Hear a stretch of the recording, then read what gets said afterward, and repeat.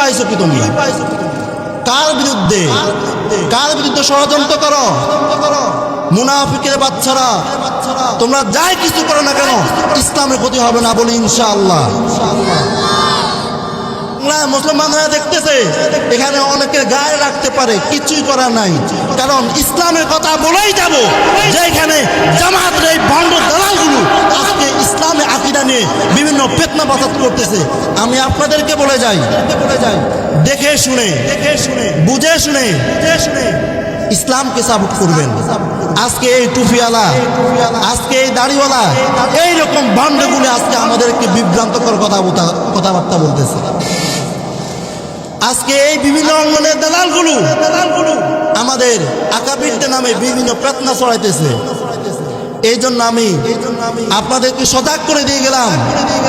আজকে আপনাদেরকে বলে গেলাম, এদেশ যদি ইসলাম প্রতিষ্ঠিত হয়, বলেন কার কোনো সমস্যা আছে? সবাই সুন্দরভাবে চলতে পারবে, ঠিক না বে ঠিক? ঠিক না বে ঠিক?